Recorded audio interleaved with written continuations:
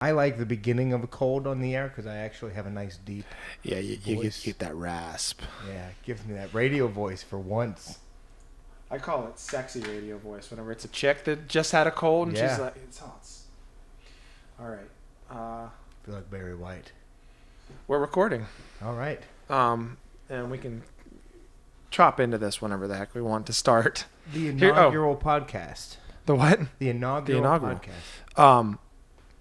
Before we even get into that, I think don't hit the table because it shakes the cameras. Okay. As I was doing. But this does not seem to mess with it too much.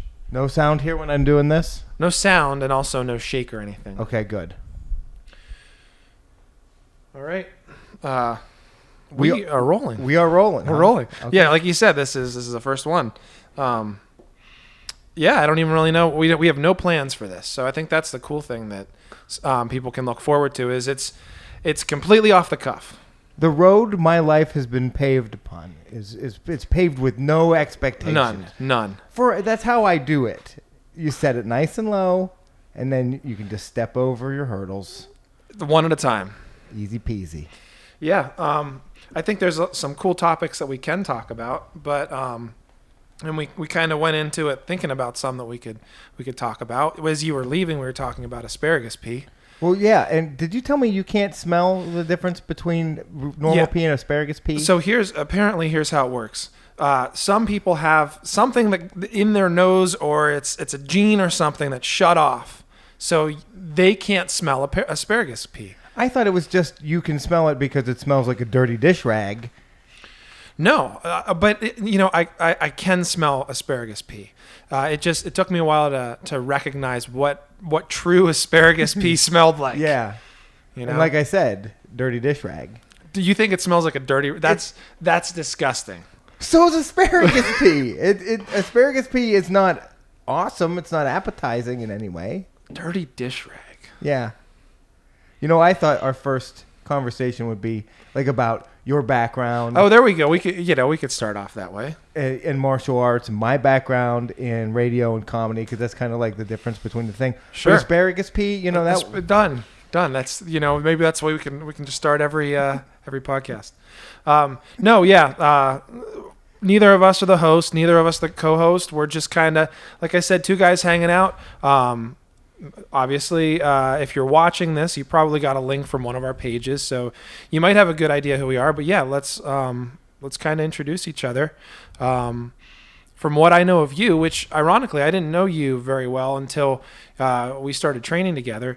Yeah, it's been about a year, but I feel like we've known each other longer. Yeah, I can see that.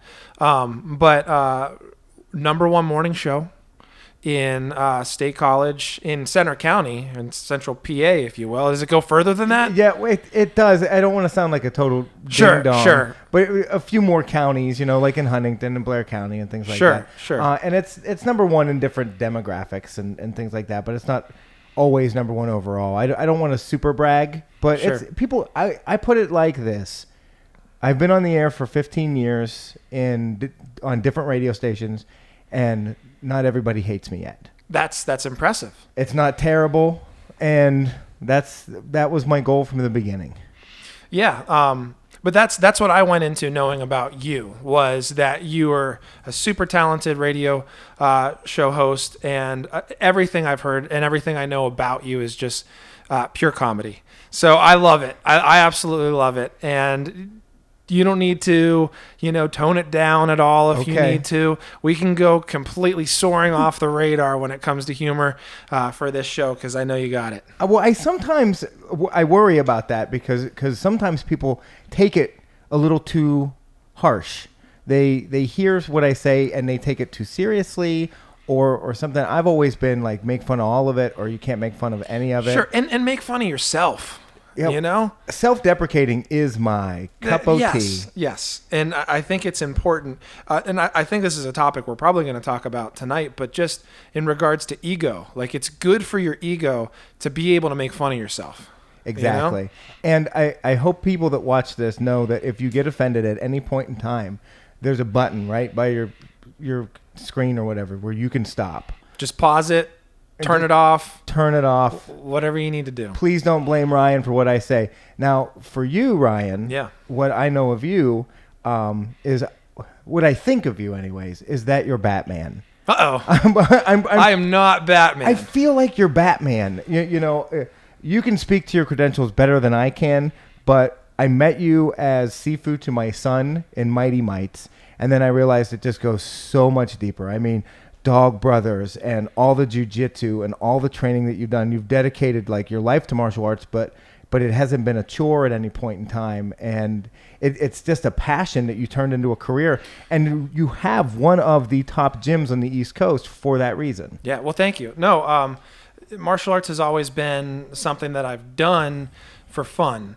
And you know, now that I'm into my 30s, I don't want to say I'm on the tail end of my career by any means, but I'm certainly past my prime. So I didn't start whenever I was 3 like your son did, right. But I believe I started around 5, and doing martial arts the whole way through, all the way, like I said, into my 30s. It's allowed me to train in a lot of different martial arts.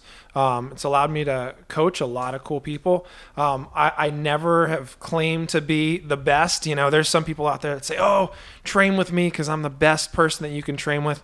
I'm probably not the best. But I'm hoping that from my experience from training from whenever I was 5 till now, that I've learned some cool stuff and I can share it with everybody. And, you know, that's kind of how Central PA Mixed Martial Arts came to be, is we just started, you know, sharing knowledge, and it kept on growing, and it's where it is today. You know, I'm 38 years old, and I've taken martial arts a couple times, or started it, and I've gone to gyms. And So what martial arts did you do before? I don't remember. Some dumb thing in Bellwood. It was like on top of Physically Fit, and it was some guy that sold gym equipment on the side. Okay. And he taught karate, but I don't know if it was really karate. And I was 8 years old, and he made us run around town in our bare feet. And he'd hit you with sticks when you were doing gatas and stuff, and it was not cool. Like, I didn't enjoy it. So kata tells me it was some kind of karate, or tang sudo or taekwondo, something like a traditional art, right? And that's not what you do here. And so I can just say, just from seeing other people and being to other gyms, that you may say you're not the best, but you are certainly, for me, just starting a little under a year doing Muay Thai and striking, you're the best for me. Because it's all about confidence building. It's all about take it at your own pace. If you want to get better, just come here and train. Like people. Yeah, I think the majority, and literally, I would say about 95% of people that start at CPA MMA have no background in anything. So that actually works to our advantage because we start with a blank canvas, and that's how you came to us. So you have no expectations. You don't already think that you know it all, which is what happens, you know. With that other 5%, they come in and they already know something, or they already had an instructor, and their instructor is their instructor. And you're just this other guy, and we get that, you know, not a lot, but that 5%. Super annoying. Super annoying. But no, the majority of people just start with no expectations. They don't know what they're doing, you know, and we just start them from there, and you know, you get to build. And the way that you're able to build in martial arts right now, in regards to the learning, is totally different than what it was in like the 80s and 90s. I mean, before it was come in, and especially in MMA gyms, come in and we're going to beat you up. And if you're tough, then you can train with us. If you're not tough, you're not going to want to train with us anyways. Right. You know, and that was there. You know, there was the people who would do like dojo raids, and they go in because that still happens, by the way. They would go into a gym and they'd say, you know, to the head instructor, whoever, I don't think you're very good, and then there would be a challenge match. You know, does that happen? That still happens. No one would do that to you, right? No one would do that here. It has happened. It has happened in the past. I haven't had anybody that has challenge matched me in a while, but here's the cool thing. Would you accept it? No, it's dumb. You know, I mean, what are we looking to accomplish here? You know, I mean, if it was you would like to fight me, then, you know, wait for the next gathering I'm going to fight in and we can fight. It's that simple. Right. You know, or, you know, while I still do spar, my hard sparring days are over.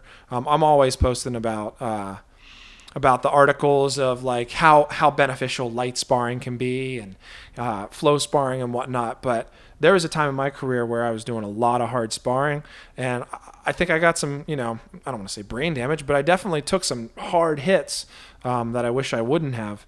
But in any event, so if someone came in and was like, anybody and said, hey, I want to fight you in kickboxing, I would say, no, that's just no. I mean, what are you trying to accomplish? But just come back here into your office, grab your Conan the Barbarian there you sword, go. Walk out and say, are you ready? That's right. Well, and then I jokingly say that when, if someone was like, would you ever, accept a challenge match? Like I said, we'll fight in a gathering. That's fine. We can do that. And then most people are like, whoa, we don't want to do the weapons thing. We want to, so. I'm fascinated by this. So they walk in a dojo raid and they challenge you, the head guy, the instructor, the Sifu. Or just anybody. I mean, some people come in and they say, I want your top student. Oh, because if someone came in and challenged me, I would never stop laughing. I would just hit the ground laughing. Yeah, no, it's pretty comical whenever people, just in general. Now, here's the other thing. But if they win, what do they win? Like the keys they don't to win your anything. car? Yeah, you don't get a belt or a trophy. It's often rivals in some way. Someone wants to prove something.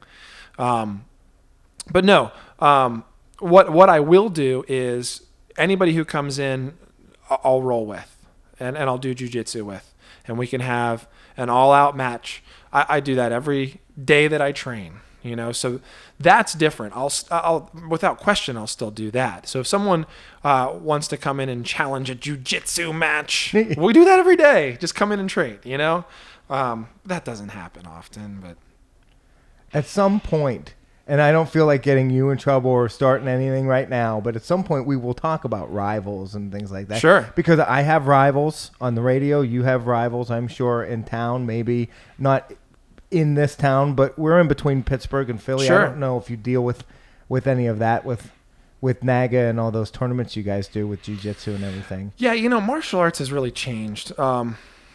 I don't think I have any rivals. I think we have some healthy competition for. Would our your competitor. rivals disagree with that? Yeah, exactly. Yeah, there's probably you're probably right, but in my eyes, like I really don't see any rivals. I see competition for our competitors. There's always competition for business, but. Like I said, totally different than like the 80s and 90s where, Show Nuff would really want to come in and dojo raid your dojo, Yeah. Like Karate Carl comes in and wants to fight you. Exactly. And I think probably, and I don't know this, but, just from a training perspective, as we mentioned, I do radio. So I don't really do much of anything during the day. Like I'm doing my show and I'm paying attention, but sometimes when I have downtime, I'm watching videos that you post on the students page, or you have recommended videos that you've taken of different combos and different kicks and different things in footwork, and I just watch them over and over again, and then I go into my office and shut the door and I practice. Nice, that's awesome. So you couldn't do that in the 80s because you had to train. You couldn't watch videos over and over again unless you had a VCR and all that crap. And I did that. I had a VCR and I had all my tapes. You'd find something really cool on that tape and you watch it over and over and over. And then it would start getting fuzzy and you're like, oh, I only have like a few more times that I can watch this before it ends up, pooping out on me and I can't watch it at all. In fact, or mom takes your tape and puts Murphy Brown over top of it. There you go. Exactly. Now you're screwed. Yeah. Oh, it would have been Oprah in my case. Okay. But no, that's a great point as far as being able to learn now. Eric Paulson has a good one that he's really drilled into me. There's 3 ways of learning. There's seeing it, there's doing it, and there's feeling it. So, for example, you can learn from videos. You can learn stuff from YouTube. A lot of instructors joke around and say, all those people who are YouTube warriors and they just learn from YouTube. There's people that have literally learned something from YouTube just from watching it the night before, come in and pulled it off on me the next day. And I'm like, where'd you learn that? And they're like, YouTube.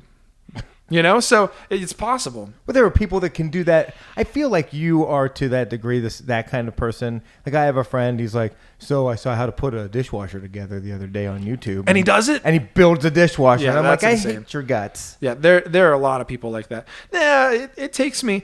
I'm not a natural. I don't consider myself a quote unquote natural athlete, a natural learner. I get jealous sometimes watching some of the students of how quick they can learn something. Like things that might have taken me like 10 tries. Like I see some kids that they're doing it perfect in like 2 or 3 tries. So I'm not like that. But what I think I have learned to do is just drill it and drill it and drill it, whatever it might be, until I get it. And as we get older, that's what we have to do. See, I watch it and then I do it, but the feeling it part is the real pain because that's where the sparring comes in. Literally. But everything else shuts down for me. I'll admit at this point in time, I'm a yellow armband. I've been doing it since, I think, the very beginning of August. And I have my combos, I have my kicks, and I have footwork, and I'm working elbows now, and I feel like I've got all this stuff, and my deflections and my parries and my blocks and my shin ups, and I'm like, and in the bathroom I am Bruce Lee. That's right. You cannot screw with me. And when I'm holding pads, I feel confident about it as well. And when I'm hitting pads, I feel good. And then we spar, and you throw someone at me that's a little bigger or faster or whatever. Just if I start getting hit, I don't know how to block anymore. I don't shin up at all. I lower my hand for a kick. I'm toast. I close my eyes. I think at one point I yelled, no. Here's the thing. It happens to everybody. And like, I think I was joking around in one of the classes that you were at the other day of like, you gotta spar. We get the pad warriors that all they want to do is hit pads. And that's great. And you're going to become a really good pad hitter. But you'll never move. Yeah, exactly. And that's usually what they're missing the most is the footwork.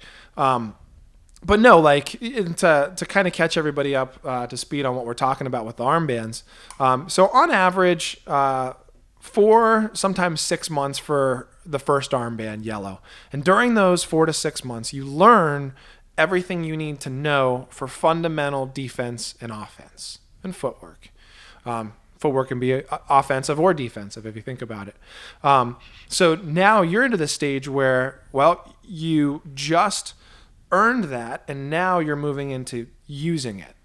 And that's where a lot of people, first off, there's people that don't learn anything and just start sparring. And that sounds dangerous to me. Yes, and it's dangerous. Now you'll get the physically intelligent people who they learn stuff real quick and they can do it. And there are those. But that's not the majority of people. Not me, sir. Yeah. Like I said, I'm the same. I'm not athletically intelligent comparatively to some of these kids that we have nowadays. So there are people that can do that. But for the majority of people, and as we talked about, 95% of people starting with nothing, those people, they have to learn stuff first and then they apply it. I always use the joking analogy with the college kids here of, okay, you like Penn State football, yes? And most of them are like, of course, sure. Yeah, of course. And then I say, okay, would you feel comfortable on Saturday getting in there and playing with them? Well, no. I'm like, well, but you've played football a little bit. Yeah, but I haven't done it to that level. And it's like, exactly. So playing football at any level, obviously it's going to be easier at a little kid level. But it's a huge change no matter what jump you make. High school to college exactly. to pro. It's exactly. Now, if you figure that in fighting, what people are wanting to do is go from watching it and knowing a little bit about it to professional football, or you know what I mean? That's literally the jump that they're making. Right. Because you're getting punched in the face. Yeah. So what possesses people to want to do that has just always boggled my mind. They come in, they're like, oh yeah, I don't want to take any classes. I want to fight. I want to spar. I want to spar your best guys and fight, and that's it. Give me your best guys. I love that. You've got to admire the confidence. Yeah, but the whole competence thing. Right. The 4 levels of competence. And it's like walking into a bank and being like, show me to to the vault. Take me to the vault. I'm going to handle this. Yeah, exactly. I'm head banker now. Exactly. Because I had a piggy bank as a kid. That's right. And I saw something on YouTube. Exactly. And I know money. Yeah. No, but no, there's legitimately that unconscious incompetence that we see in martial arts, where someone legitimately thinks that they can do it just by seeing it. And you could probably prove them wrong and they'll still think they're right. And there's schools that do that. They go, oh, okay, you want to spar? All right, well, we have fight team at this time on this day. Come spar with our fighters. No, I don't mean to be doing an infomercial for CPA MMA, but that's what I know, so it's what I talk about. You don't even allow sparring for people that can spar well for higher armbands unless they do their pad rounds the day before. Well, yeah. Another one, I brought up Eric Paulson earlier. You've got to earn it in a way. Yeah. Sparring's a privilege. It's not a right. And just like anything, you got to put in your work first before you get to the reward. And a lot of people, if they're viewing sparring as that's the only thing I want to do is spar. I don't want to hit pads. Well, you're looking all the way towards your reward, and you're not looking at, the hard work that goes into it. So yeah, we have the rule of you got to do your pad rounds first. Usually it's the day before. So Monday night, come in, train hard, hit pads. Tuesday, spar all day. I think it's a killer way to do it. And I think as we're seeing, a ton of athletes are benefiting from it. And we're going to have more and more fighters coming up that are in shape, that don't have to worry about them getting exhausted in the ring because they didn't do their pad rounds. Well, I absolutely love it. And I love it. And I see it as a reward. But it is a really weird reward. Yeah, it's a painful reward. I took a foot in the lips like more than once the other day. I got out of the shower and I had like bruises on my stomach, and I was like, well, those are foot jabs for sure. And my wife's just like, I'm not gonna pretend that this isn't weird.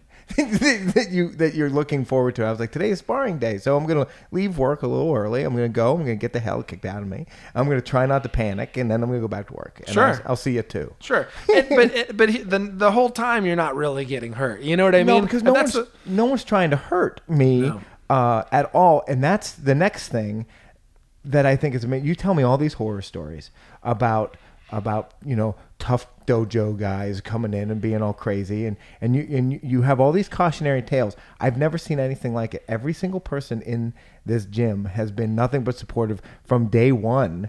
Like, I don't know anything, and they're holding pads for me, and I've got red armbands holding pads for me, and I'm forgetting how to hold pads for them, and instead of being frustrated that I'm ruining their pad round, they're helping me, and they're not frustrated. Same with sparring. Like, it's really incredible. It's a team mentality, and everyone started at one point.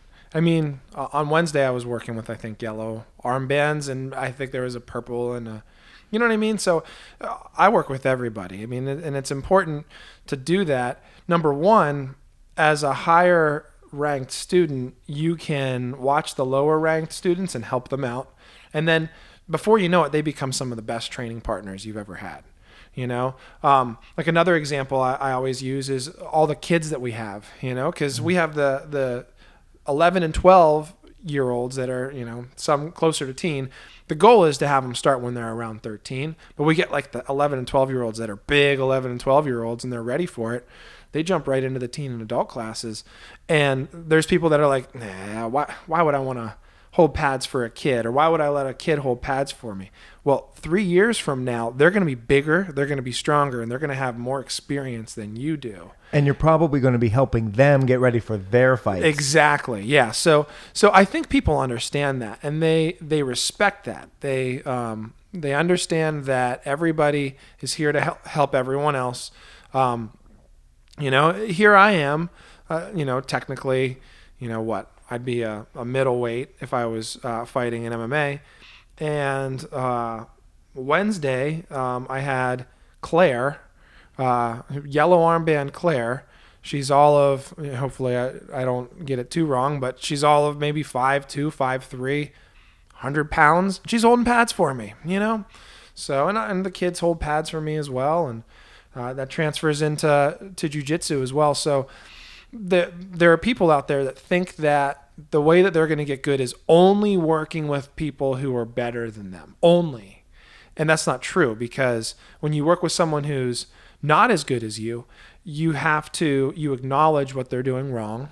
And then when you go into competition, you'll start seeing that, like there's people I know that they said, as soon as I stepped in the ring with them, after 1 minute of moving around, I knew I was better.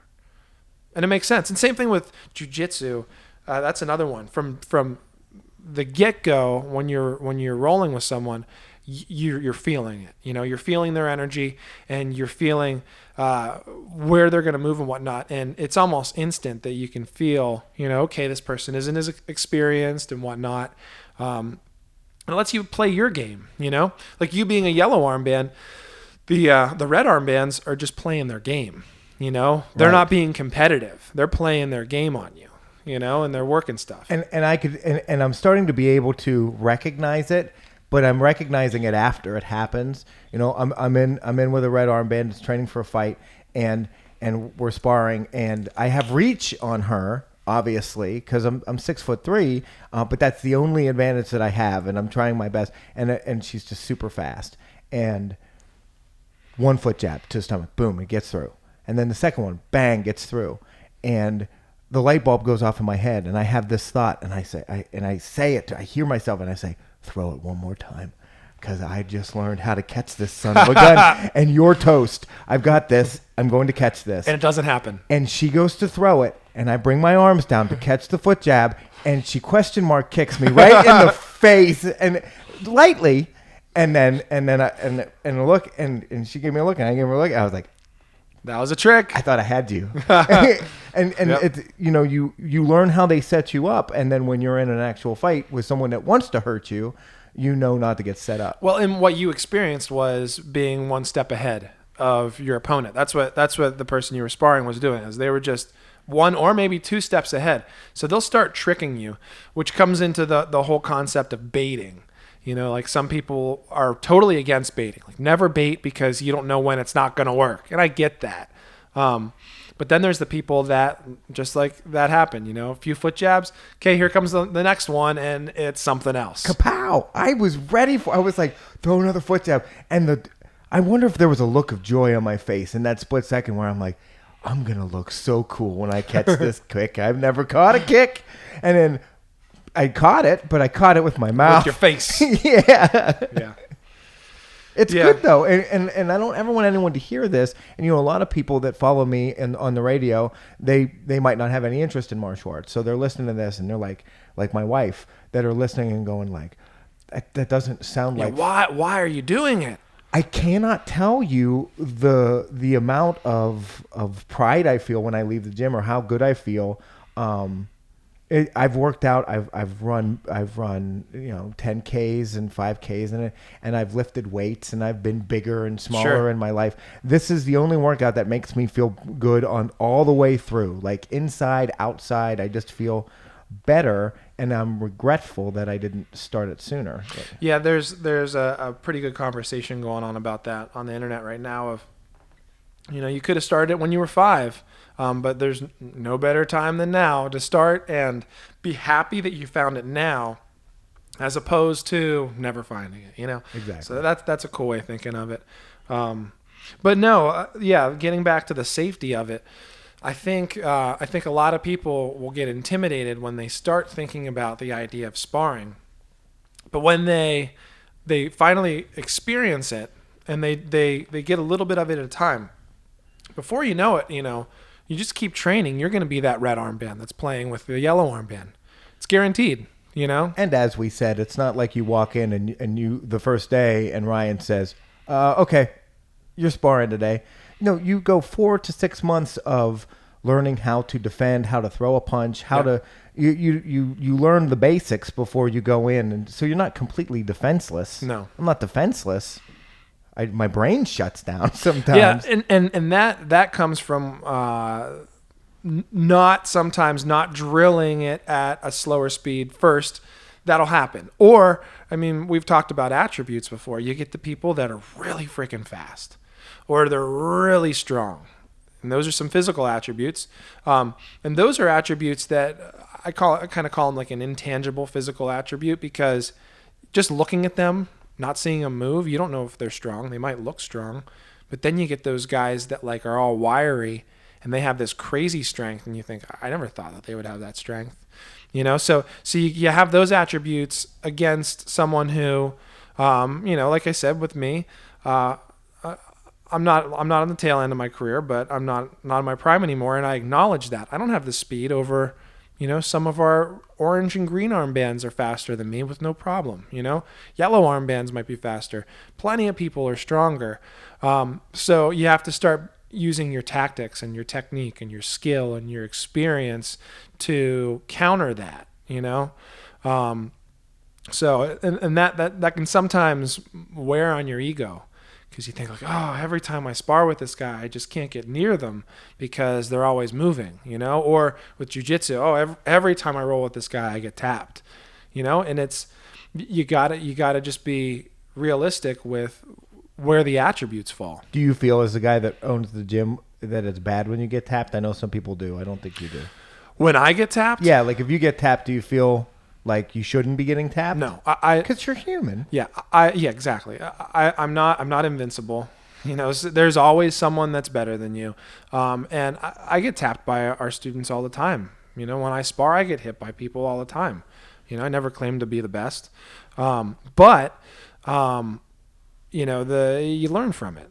It's as simple as that. And there's different games that you can play. Like sometimes, whenever let's say if you ever got to the point where you were training for a fight, you come in, you do your morning workout, you come back and you do the lunch box, and you come back in the evening and you do your evening workout. Well, sometimes at that evening workout, which some people just can't get past, wait a minute, what, you mean 3 workouts a day? And in some cases, yeah.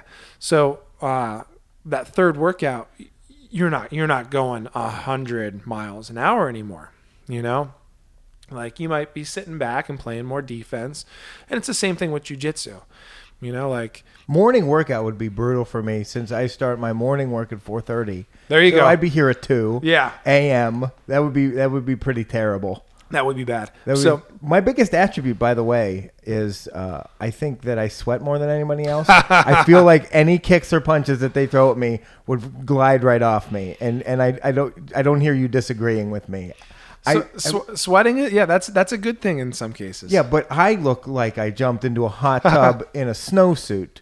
Agree or disagree? A hot tub in a snowsuit. Pretty soaked.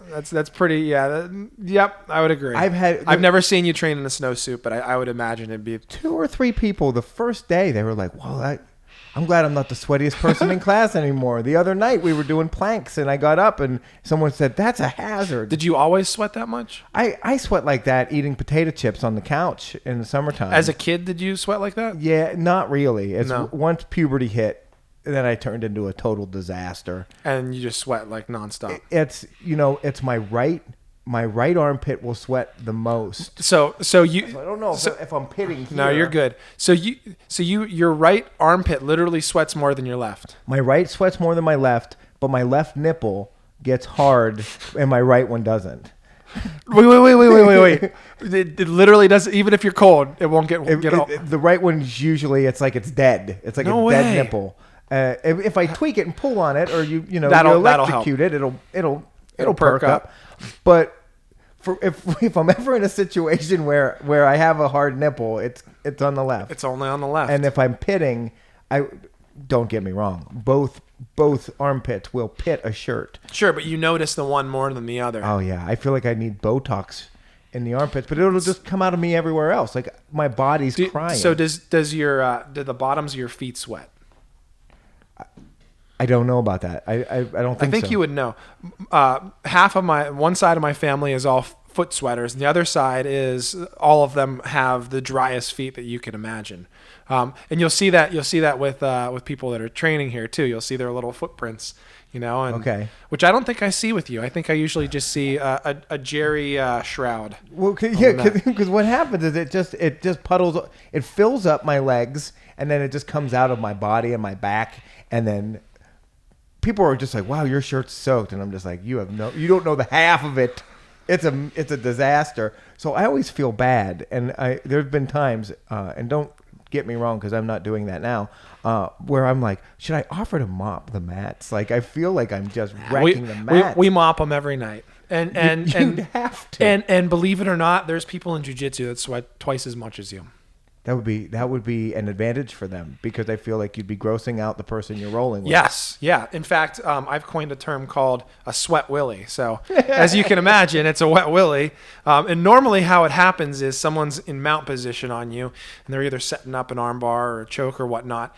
And it's like it's in slow motion. You can see everything beating up and going off their nose, and then it's just a stream. And you don't want to get hit in the face. So what do? You turn your head. You turn your head. So where does it go? Right in your ear. Sweat willy. Ah, disgusting, huh? That's the worst. I haven't had a good sweat willy in a while. You know the feeling of getting whatever water in your ear and it completely clogs it up with water. Literally, I've had sweat willies that are that bad. Oh my god! And it's not your sweat, you know. Yeah. It's not. I don't like doing that with eardrops, and that's medication. There you go. That's exactly what it's like. Or after you get out of the swimming pool and you think you have all the water out of your ear, and then you go like this, and there's this warm water that comes out. It's still better than going in your mouth. Yes. It was like drinking someone's sweat. No, I went to Penn State, so I've drank worse. Yeah. My 21st birthday, my 22nd really, because I was older than all my friends. They bought me a New Jersey Turnpike. And it almost turned me off to drinking entirely from that point on. So real quick, explain, because there's some people who aren't from the East Coast. What's a New Jersey Turnpike? A New Jersey Turnpike. Well, I didn't know what it was either. A New Jersey Turnpike. Now, I know that you're not a drinker or someone that goes to bars a lot, but you know the mats on the bar. Yes. That they like dry the glasses on and stuff. Yeah. Like those perforated with the little prongs. Yep. Yeah, you pick those up and you pour them into a glass. And someone gave you a New Jersey Turnpike. Right. And I didn't know what it was at the time. So it does have a little bit of alcohol in it. It has whatever in it. Whatever in it. Remember at the beginning of the podcast we were talking about dirty dish rags and asparagus peas? That's what it smelled like? I'm sure people bring dirty dish rags into it. So I consumed that at one point in time. I was like, you know what? Why can't I just have beer? Like, I feel like I just want a beer. New Jersey Turnpike. I mean, happy birthday to you. Let's go to the hospital. How about it? I don't understand it. You said that was on your 21st? It was on my 22nd because my 21st birthday, no one else. I had one friend that was 21 already, and it was actually nice. We were just drinking at my house, at my apartment, and all of a sudden at 11:30 around the corner, my dad came walking by and he was just like, I'm here to take you to a bar. And so we went to the first where he always went when he was here at Penn State. Sure. And it was nice celebrating your 21st with your dad. One, it's a good memory that I have with him. Two, you're not going to get bombed. Because I didn't want to get bombed. I had class the next day. Yeah. So you just go, you have a drink or two, and then you... So that was 21st. So 22nd was the New Jersey Turnpike. 22nd was a bad time. Man, was a bad time. And now that I'm 38 and I have two kids, I look back and I just want to round kick 22-year-old Jerry in the face. There you go. Not flexible enough to get up there, but I want to teach him a lesson. I'll tell you what, man, flexibility that's a weird thing, you know. Like I remember whenever I was younger, I'd come in and I'd throw. This was at our old gym. You'd walk in the front door and the first thing you saw was the row of heavy bags. I'd throw 10 head kicks. But I literally set my bag down, throw 10 head kicks, and then I'd go and change. No problem. No warm up, no stretch. None. That was 17, 18-year-old Ryan. Went in, all the flexibility in the world, and then, as the years progressed, the flexibility decreases, and I think it's just part of getting old. Some people are like, oh, well, if you keep up with your stretching and so on and so forth, you'll be able to keep up with it. And I think that's, relatively true. But I've also seen like genetic flexibility where someone can literally do a full split. In fact, this happened last time I was out in Los Angeles at CSW. This girl, full split, looking at you, and then without touching the ground, she can turn and face the other way, and then turn and face the other way, full split. And I said, "What were you a gymnast or what?" And she's like, "No, I've just always been able to do a full split." Were you in a car accident? Did you have your hips removed? Like, how are you doing this? Yeah, and then there's us. maybe it's a Caucasian thing too. Did you ever see? I think you may have been the one that posted it. The video. Did you see the video of those Japanese split races? Yes. Oh yeah, and they're doing this. They're kind of like doing this thing with their legs. They do a full Van Damme. They do a full split, and then they race with their hips and their butts, and it's kind of the human equivalent of a dog rubbing their butt on the carpet. That's exactly what it is. You're right. I think that looks exactly like that. Needless to say, I can't do that.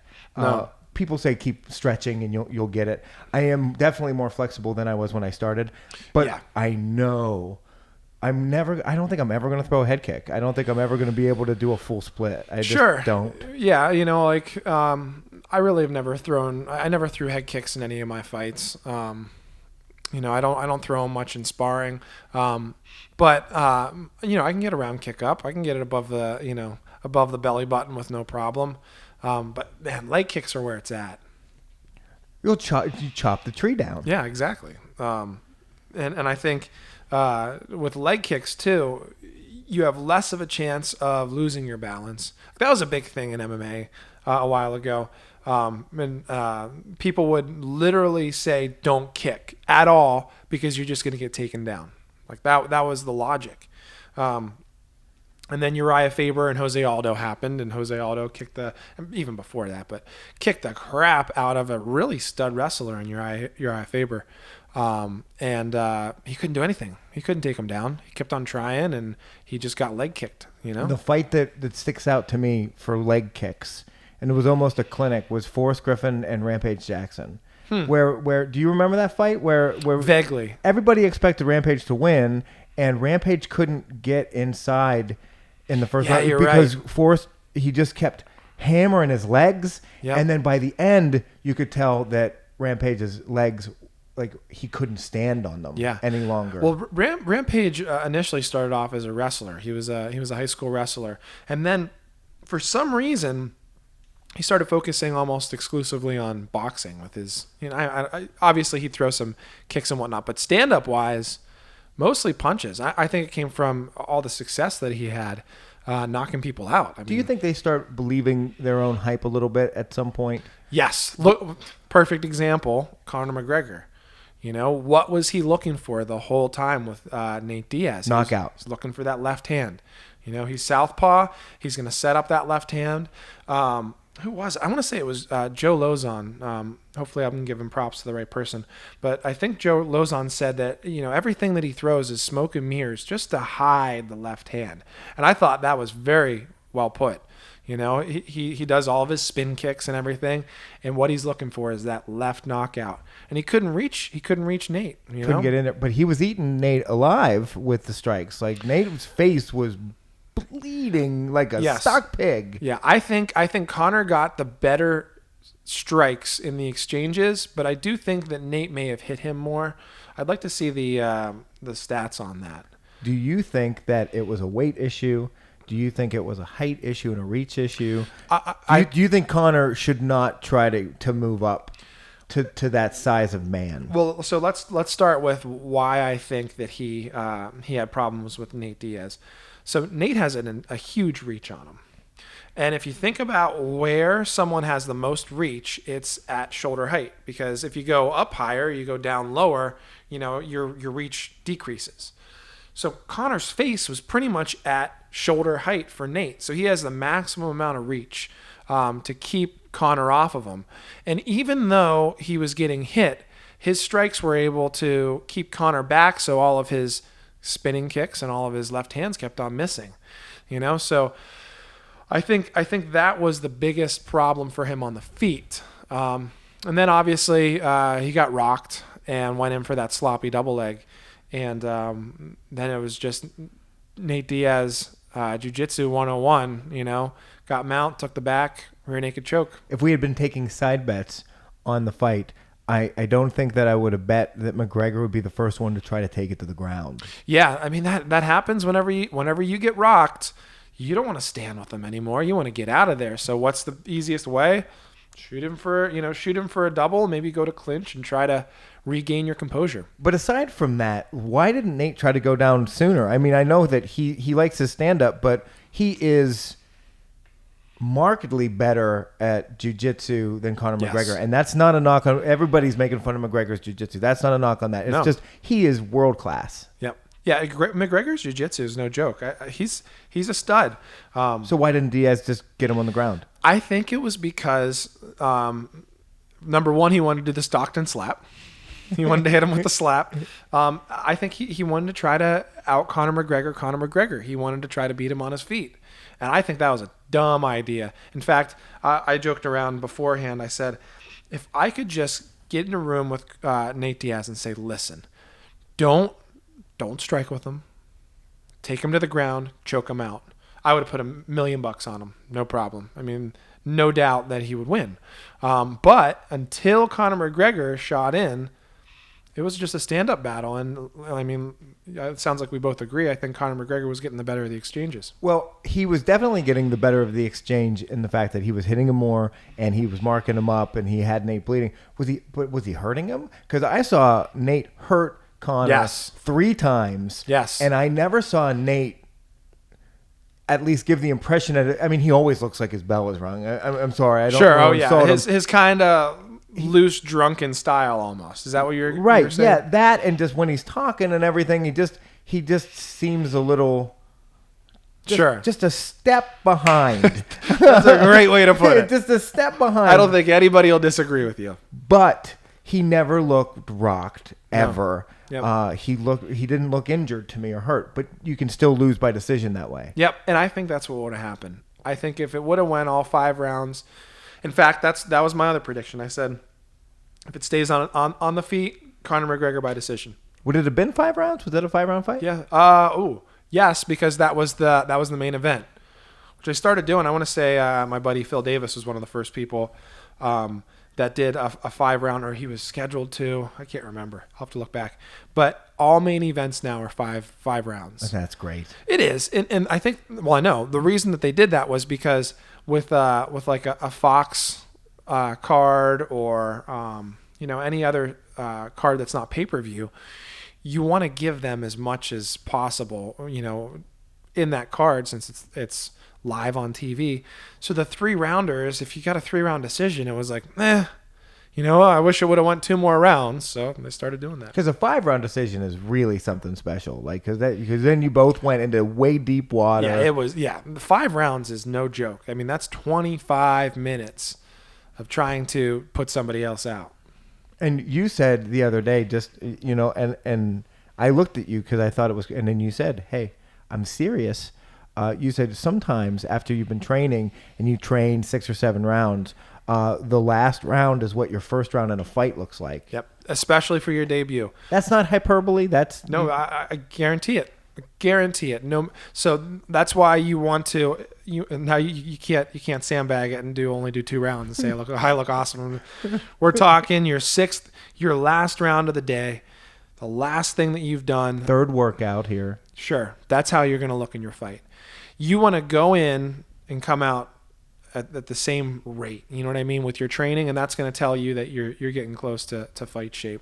Because the mind is a powerful thing. You get stressed out. Your body is. I can just imagine before a fight, you feel like a clenched up fist. Yep. And then you get in there, and there's so much adrenaline that you will get exhausted quickly. Yes. No, and not only that, you are trying to knock the block off of the person in front of you. You're trying your hardest. So if you're throwing everything into your punches, then that's going to exhaust you really quick.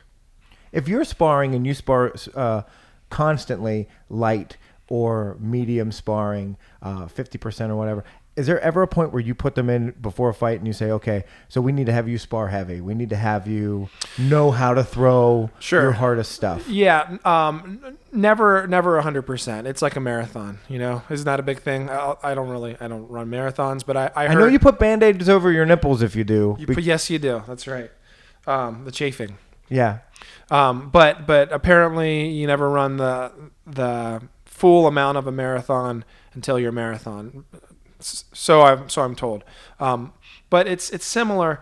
Now the whole head trauma thing is what I'm worried about with our athletes, especially with Penn State. We get a lot of kids. They're just doing this for fun. They want to fight. They want to compete. But they're going to school to being an accountant. Yeah. We don't want to knock the knowledge out of them to where they're getting to the point where they're losing brain cells. So that's my biggest concern. And then that transfers over into a professional fighting career, because we can, think of countless examples of people who sparred really hard when they were young. And I have to admit, I was one of them. And now they either don't have the chin or they're missing a little something,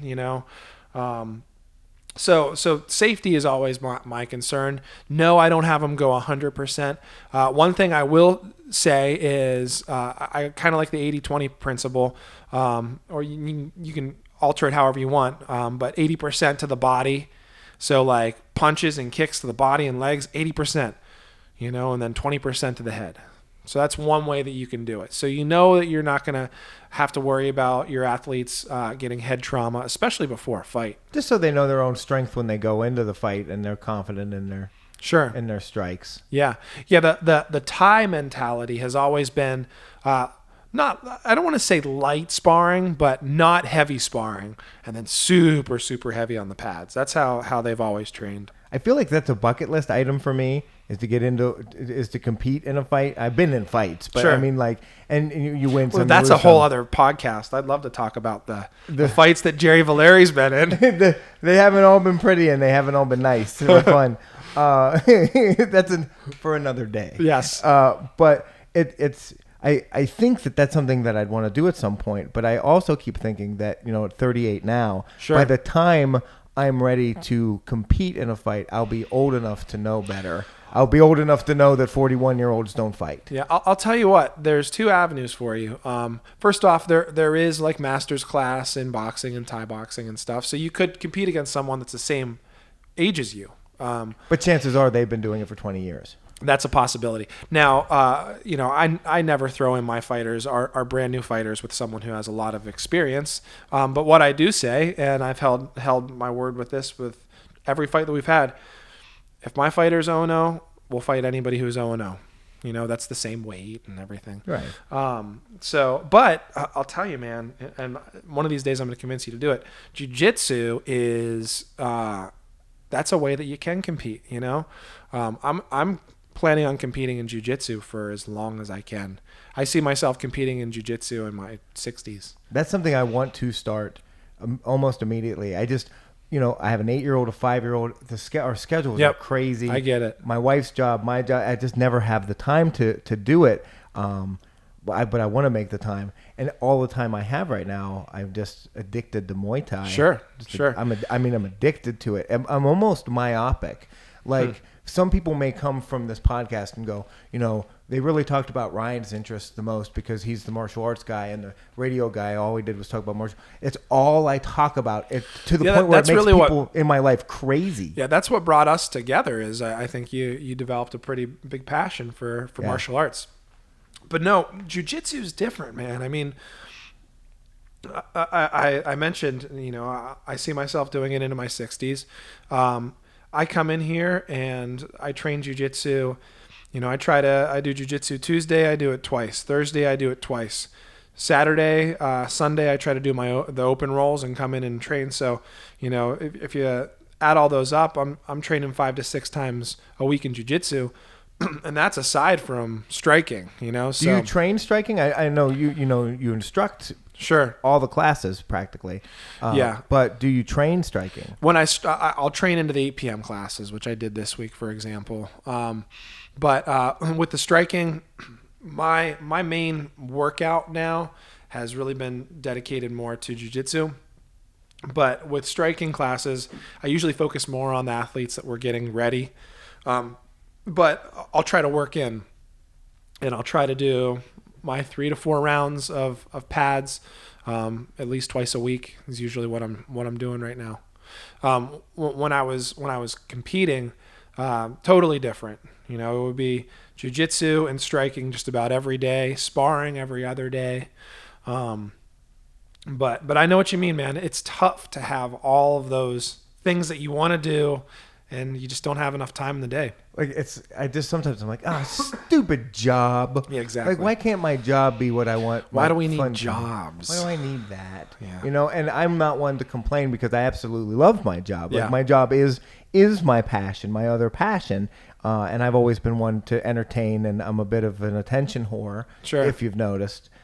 So it's a perfect fit for me, but still sometimes I'm just like, I'd really like to be hitting something and sweating like a beast right now. Sure. Yeah, it's addictive.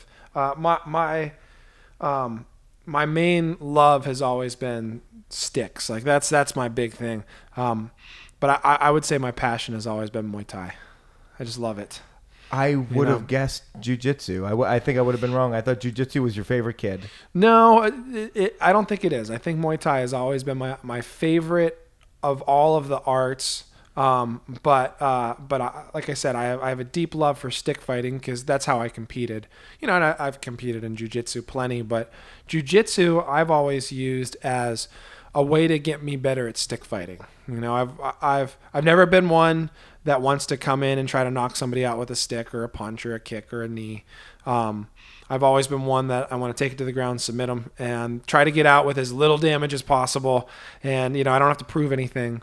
So that's how I've used my jiu-jitsu for, you know, the past however many years. Just to end a fight. Yeah. I want to get better at learning how to stop things quickly.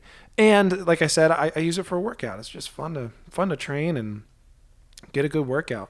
Well, it's good to have that well-rounded, because if you ever need it outside of here, you know, Sure. like a practical basis, if someone comes up, you can defend yourself for a little while. But if I go to the ground, and now I'm like, oh, now what? Let me up so I can round kick you. Yeah. But here's the thing too. A lot of people say there's the whole 90% of fights end up on the ground. I think I don't know what the statistic is. I'm sure they do. Someone ends up on the ground. Yeah, but then you have to realize like how dumb that could be of, you know, maybe, I want to take it to the ground. I want to submit this guy, you know. Well, what about the dude that has like 10 friends? Then you're getting soccer punted in the face. Yeah, now that's not cool anymore, you know? So let's keep this up. And by the way, I have a bar stool in my hand. That's right, exactly. We're going to swing this a couple times. That's right. Who needs a stick when I can swing a bar stool made out of sticks? So that's another big one that people will be like, "What are you?" So you're saying on the street, if you got into a fight, you just pull out your stick? It's like, come on, dude. You're walking around with a stick. That's right. Well, who was the Ninja Turtles guy? Donatello. No, the guy that the human that wore the mask. Come Splinter. on. No, that was the Casey rat. Jones. Casey Jones. There you go. I know them all, but Yeah. we're working our way. There we go. Yeah. Donatello has the stick though. He has doesn't Donatello have the staff? He has the staff. There we go. Yeah. So Well, Casey Jones technically has a hockey stick. he does, and he has a golf club. Yeah. I still have a Casey Jones character. In fact, I might have it around here. You have it around here? Yeah, I'll have to find it. You've got some cool toys in here, like the Conan sword. Yeah, the Conan sword. That was something that I've wanted forever, and I realized that I wanted to display it somehow. But until I figured out how I wanted to display it, I didn't want to get it. You know, because I didn't want to just keep it in my closet and just look at it. Do you have a sheath for it or anything? No, that one. That's just because I feel like on April Fool's Day knockoff. you should just come out. There you go with it with the sword and be like striking, and then seeing everyone. Nobody would say anything to you. I don't. They just go along with it and see what's happening. Like, you see. No, that's just a cheap replica. It's nothing special. You're talking about Muay Thai being your favorite, and it's clearly my favorite. So can we address the fact that we're about to geek out in less than 3 weeks when Ajarn Chai comes to town? I'm so pumped. For people that don't know, can you tell them who Ajarn Chai is? 'Cause yeah, his story is incredible. Yes. Just Google Ajarn Chai, and you'll come up with his Wikipedia, and it'll tell you how he befriended the Hells Angels when he came. But anyways, that's what I got on Wikipedia right away, because it's Ajarn and then Chai, like your chai tea at Starbucks or whatever.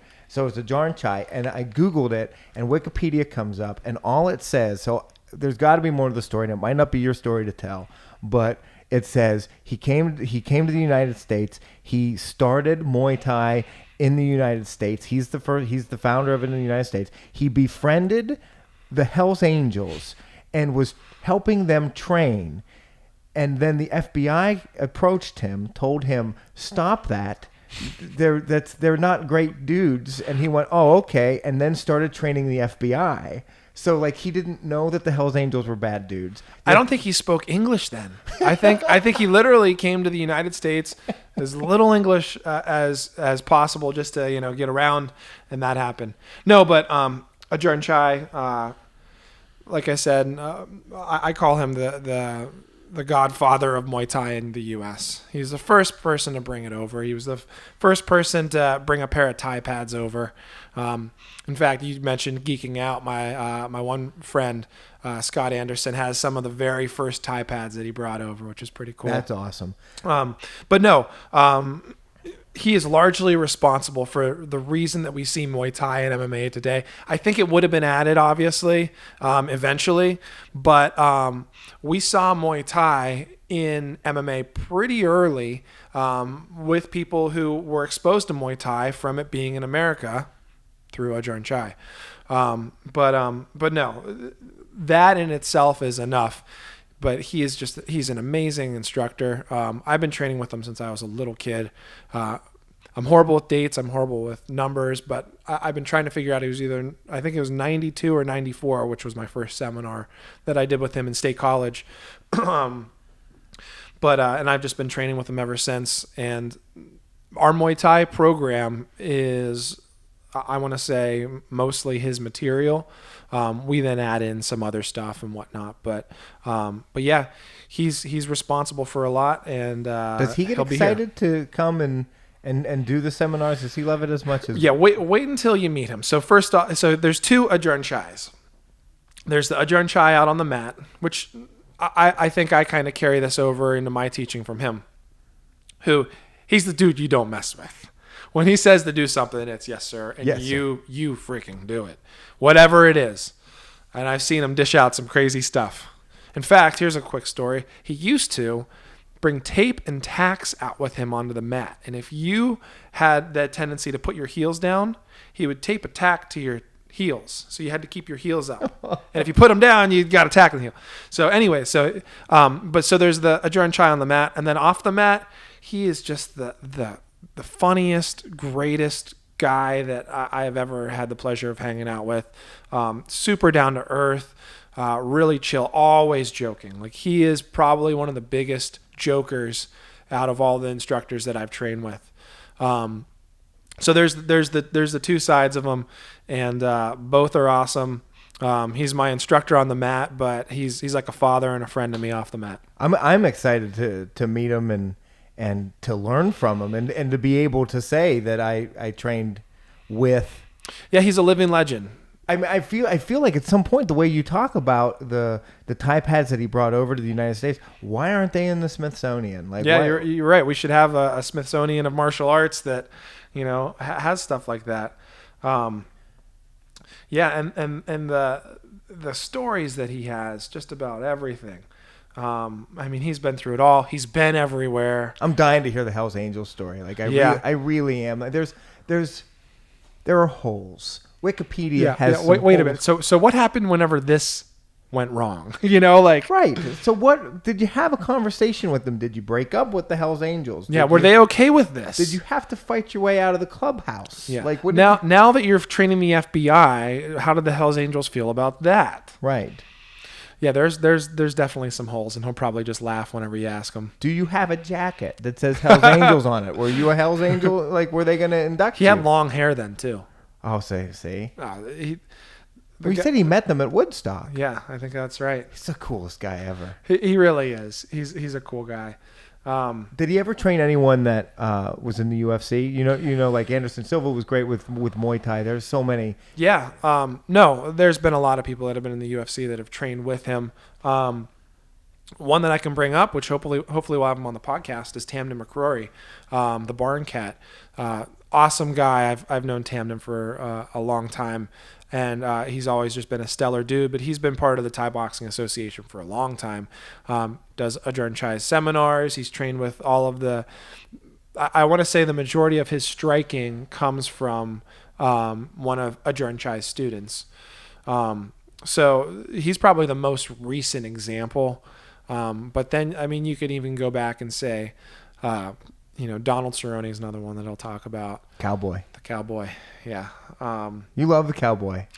I do. I love that. I love that fighting spirit that he has. He'll fight anybody, anywhere. And as long as he gets paid, he's fine with it, Although he had that one incident he talked about on the Joe Rogan Experience that I just like the way he described it. Some dude on a boat, or they were on a boat, and that's right. And they got into this fight. Like someone was on the shore and someone wasn't. I don't know all the details, but it culminated with him telling the story like this. So I get into his face, and he's getting in my, and he's screaming, yelling. So I just gave him, a friendly foot jab to the chest and put him on his butt. I just wanted to put him on his butt. I think he said he head kicked him, didn't he? I thought it was a foot jab. Might have been a foot jab. I thought it was just so. But yeah, he did it chill and not and. But when he could have killed the dude. I have a sneaking suspicion that foot jab wasn't as gentle as he says it was. Probably not. Because to put somebody.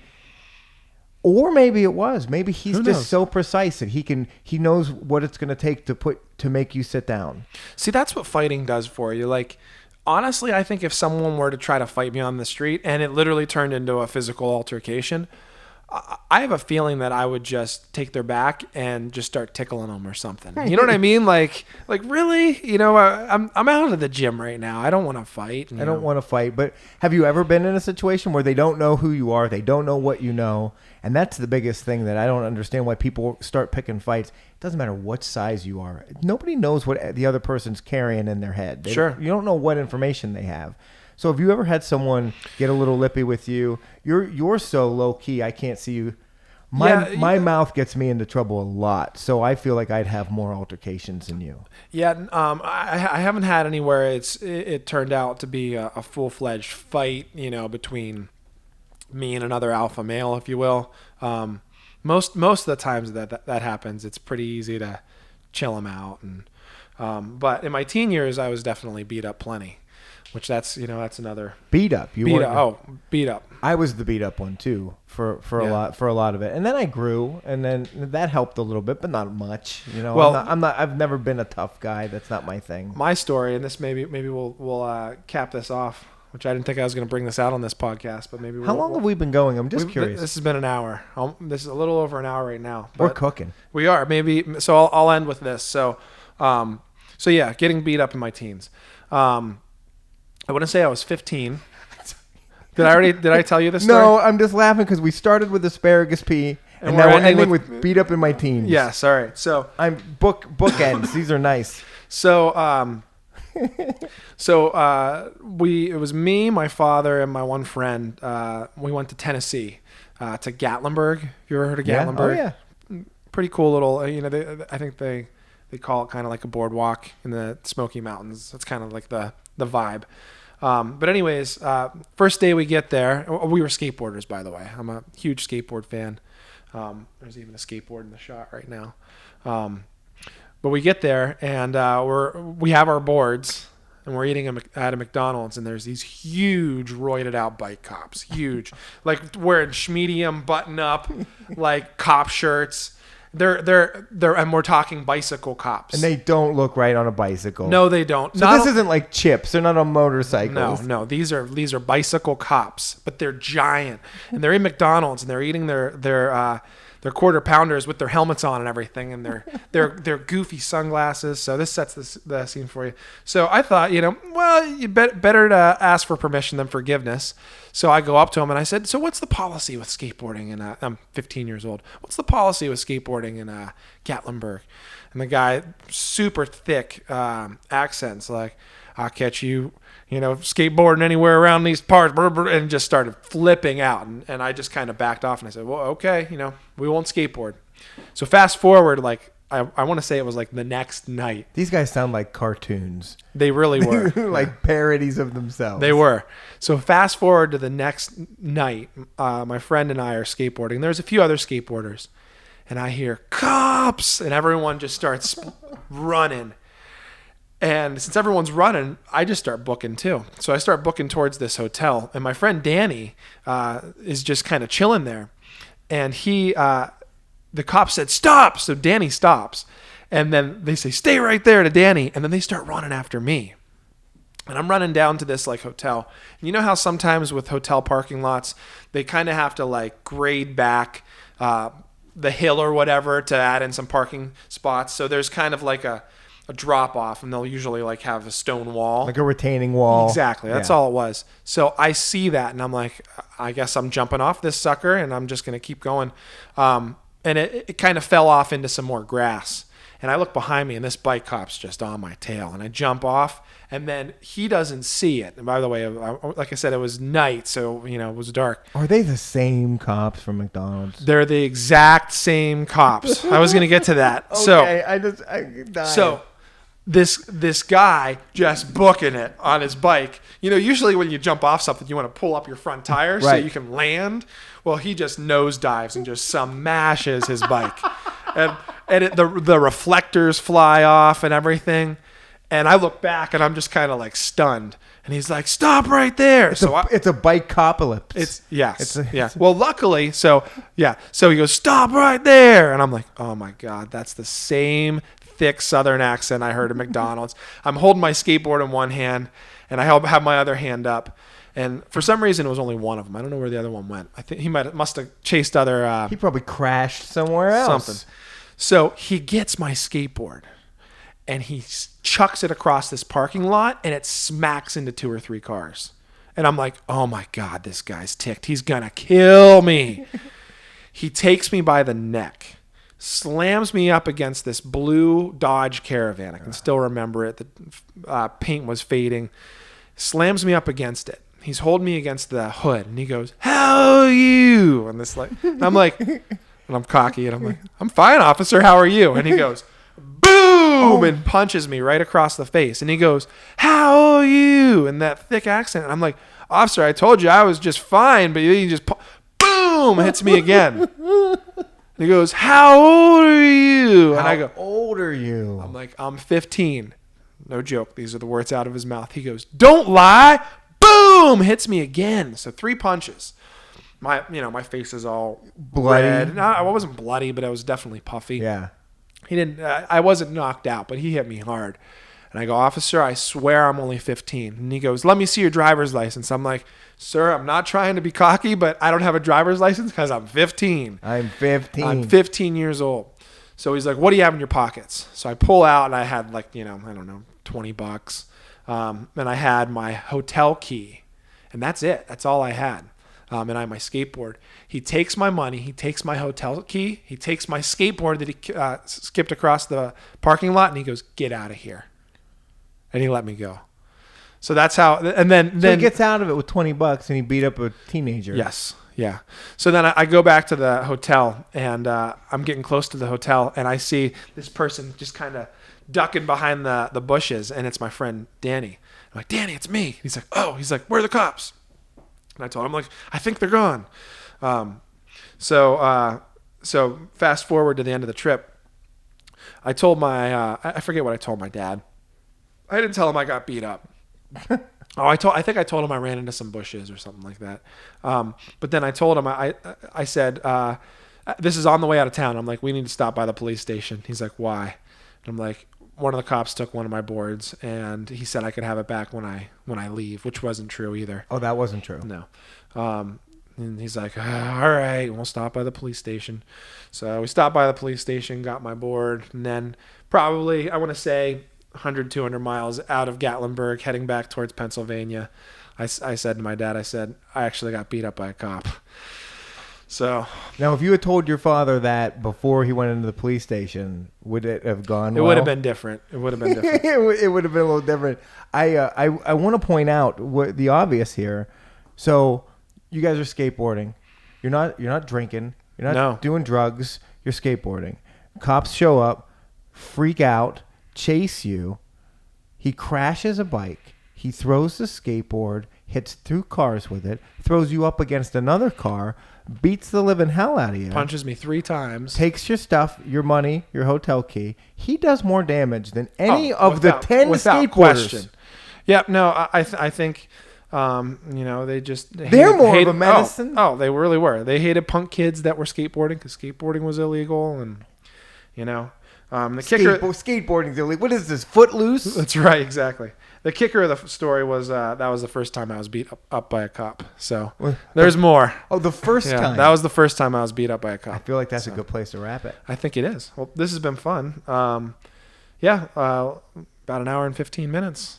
I'm having fun talking. I could keep going, but I don't know if the people watching can. Yeah, let's keep these to around an hour, and then if we get people that say bump it up to 2 hours or 3 hours. I know some podcasts are 3 hours. I think that's too long.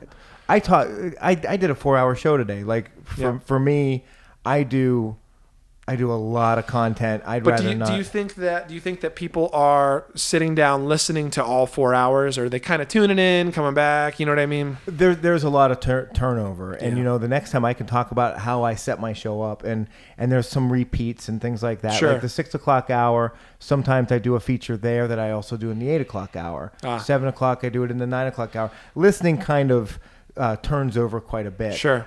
But once you hit 7:30 till hopefully the end of the show, I have you at least kind of half paying attention because now you're at work. Yeah. And now you're sitting there paying attention. But yeah, they're not hearing the whole thing. And I'm not talking the whole time. Sure. Well, let's stop talking. We'll wrap it up here, and we'll look forward to next time. I don't know how to say goodbye on the podcast. Goodbye podcast. Goodbye podcast. Oh, which I guess we should also end with our official name for the podcast. Coach and the comic. You're the comic, I'm the coach. And I feel weird about that name a little bit because I'm not technically a comic. I've never done stand-up. You're in humble. My life. You are a comic. You don't have to do stand-up to be a comic. You're a comic. You're hilarious. I'll take it. Over and out.